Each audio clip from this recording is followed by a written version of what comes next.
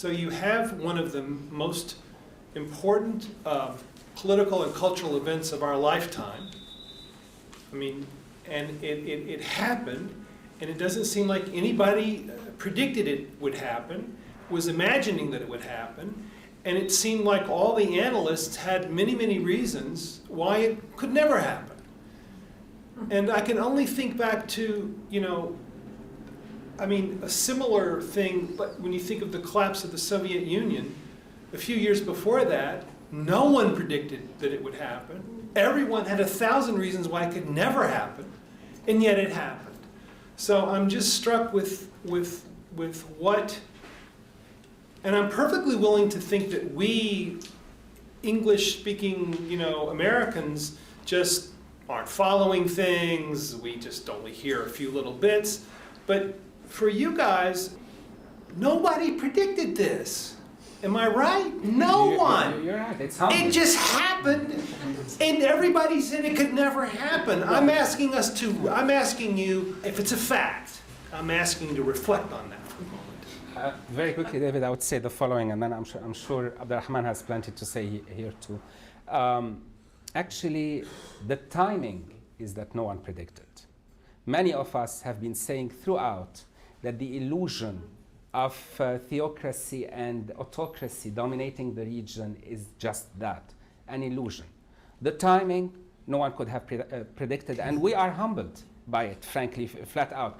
I think what this underlines is the end of the so-called Arab exceptionalism. Yes. There has been a lot of discourse. I mean, there has been a debate, and we were on the other side of the debate, okay? There has been a debate in policy circles, but also in academia, that argues that for reasons that I'm going to list, Arabs are incapable of such an action. And there were many of us who kept on saying that is not true. There's something about Islam that something makes about this Islam, impossible. something about it's a variation of the Asiatic mode of production type of Asiatic despot, whatever. I mean, the idea is that these societies are locked in what they are, okay? And this is we've argued throughout that this is not just cultural relativism. This is really an excuse in order to justify policy at times, because when you say they're locked in who they are, it's okay for me to deal with autocrats because clearly there are not going to be any genuine non-autocratic voices in there. Again, without being cynical about it, all what I'm saying, this was a legitimate debate. It was legitimate to say that these elements are too strong to be overcome, but this was a debate because there were those who were saying that society is locked and others who were saying, no, it's not. Okay, but I don't think anyone said, and no, it's not, and in 2011 we'll prove it to you. Okay.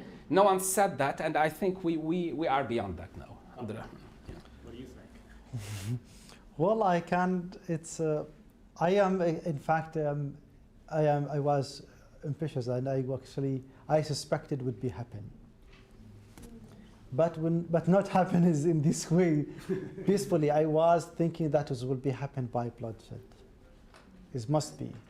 Nobody would suspect that is happen smoothly. What's happened in Tunisia and in Egypt.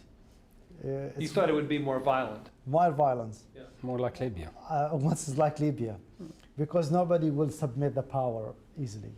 Now, actually, the movement, it's happened. Firstly, why?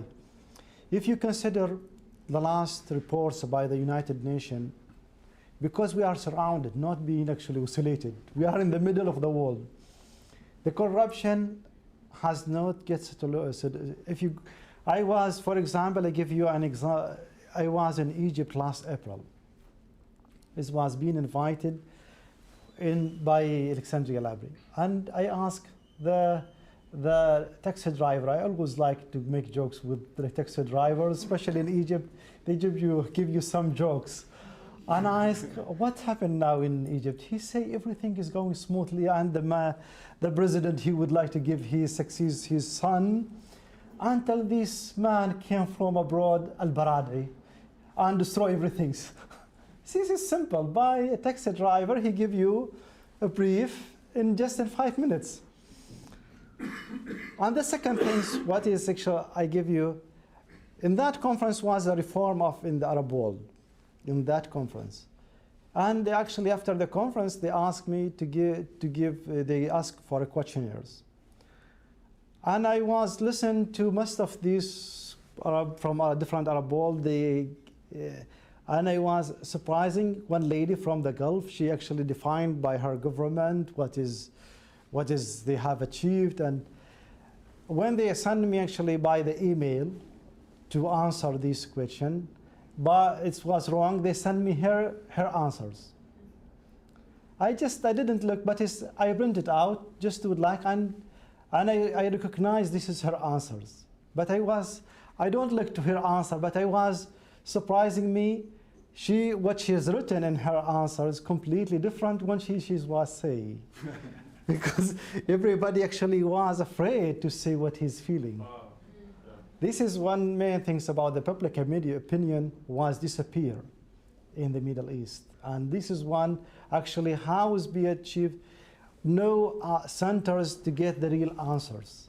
And this is why when I was, it make me jokes when the American officers, they blame the CIA didn't suspect about, because they didn't get the real answers.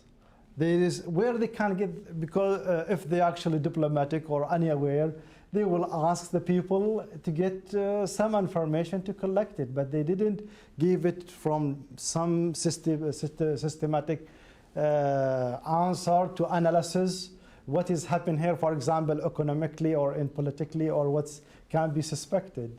There is some reason. You say that is just happened. Because there is no answers. This is in my views.